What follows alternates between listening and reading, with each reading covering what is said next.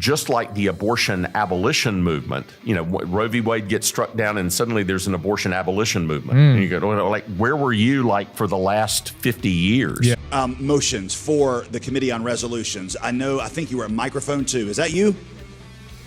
Looks like you. That's me. All right, welcome back. I'm back. And I'm Bill Ascol, pastor of the Bethel Baptist Church in Owasso, Oklahoma. I'm a messenger out of that congregation. I want to be very friendly. I found a baby. I brought a baby with me to stand next with me. His name is Charlie. He's very excited about what I want to do.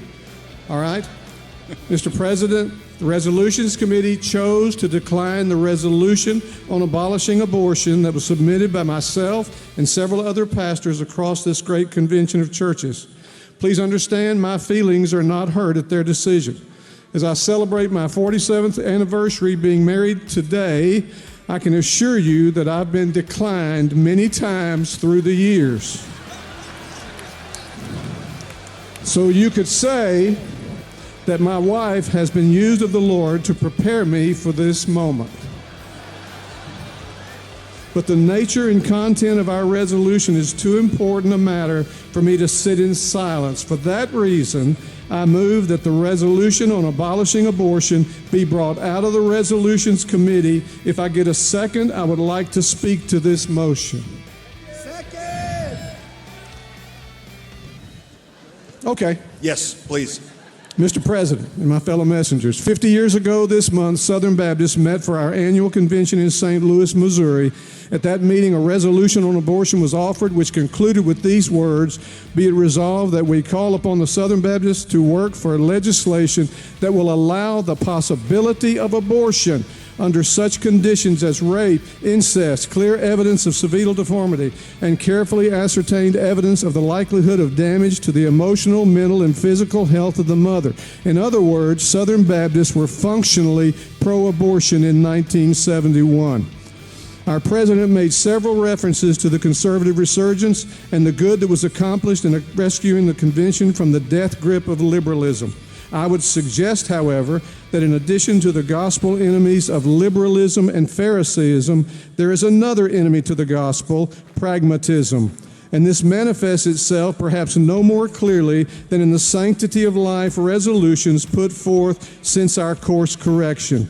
While they have been more intentionally anti-abortion, Southern Baptists have never flexed the strength of our commitment to the inerrant, infallible, all-sufficient Word of God, which teaches us, you shall not murder innocent image bearers of the Creator, but rather we must do all we can to protect the lives of those who cannot protect themselves.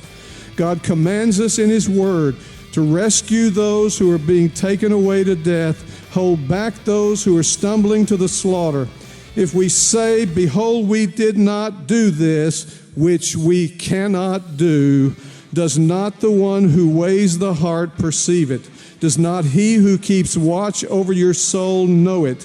And will he not repay every man according to his work? Mr. President, Southern Baptists were wrong on the abolition of slavery. We have been guilty of applying half measures on the issue of abortion and have not consistently and intentionally insisted upon equal protection and equal justice under the law for every human being, born and unborn. As a result, the wholesale murder of unborn babies continues unabated at the rate of 3,000 souls every day. While some might be comforted in the thought, Brother, I know that there is a lot of agreement with what you're saying, but you are over time. I do want to allow our committee to respond to your suggestion. May I appeal to my fellow messengers to join me by 2/3 and bring this out of committee so we can hear it, vote on it, and leave Nashville taking a stand we've never taken before. So we certainly appreciate the spirit behind the abolition of abortion resolution that was proposed. Folks, we considered so many resolutions, and we did adopt a resolution directly related to abortion, the Hyde Amendment resolution. We have consistently been on record since the early 1980s as a pro-life Convention of Churches. If anybody thinks our network of churches is pro-abortion, with respect, they are not paying attention. Our witness is crystal clear on this. We are a pro-life denomination. We stand for the sanctity of human life. We do not believe this additional resolution is necessary, and I would urge the messengers not to bring this resolution out.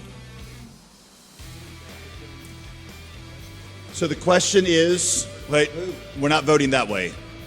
No, we're not voting that way. The question is